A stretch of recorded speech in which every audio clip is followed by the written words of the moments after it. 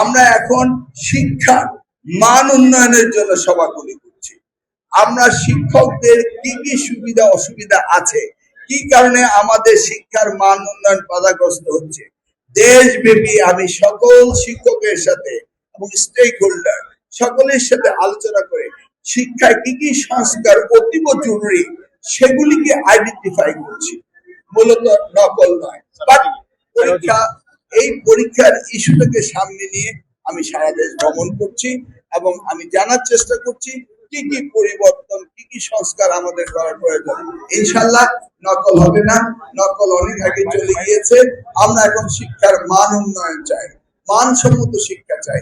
আমরা চাই বিশ্বায়নের যুগে আমাদের শিক্ষা ব্যবস্থা যেন পৃথিবীময় যে শিক্ষা ব্যবস্থা রয়েছে সেই প্রতিযোগিতায় যেন আমরা টিকে থাকতে পারি, সেই ব্যবস্থা আমরা করতে চাচ্ছি। আপনাদের সহযোগিতা কাম্য করি। আপনারা যারা মিডিয়া রয়েছেন, আমাদের যে ত্রুটিগুলো রয়েছে সেটি যেমনি ভাবে তুলে ধরবেন, আমাদের ভালো কাজগুলি শিক্ষকরা যা করেন তার প্রশংসা করবেন। এই যে দেখুন, কয়েকদিন আগে 20 তারিখে সারা বাংলাদেশে প্রাইমারি স্কুলে গোল্ড কাপ টুর্নামেন্টটি হলো, 22 লক্ষ শিক্ষার্থী অংশগ্রহণ করেছে। এই যে 29 তারিখে স্টার্ট আপ, তারপরে আপনার সায়েন্স ফেয়ার, ইনোভেশনের উপরে একটি অনুষ্ঠান হতে যাচ্ছে 29 তারিখে। সারা বাংলাদেশ থেকে সকল শিক্ষার্থীরা প্রতিযোগিতায় চিন্ময়ী সম্মেলন কেন্দ্রে এসে যোগদান করবেন। সেখানে মাননীয় প্রধানমন্ত্রী থাকবেন এবং সেই অনুষ্ঠানেও আপনারা দেখবেন যে শিক্ষার পরিবর্তন নিয়ে আমরা কাজ করছি।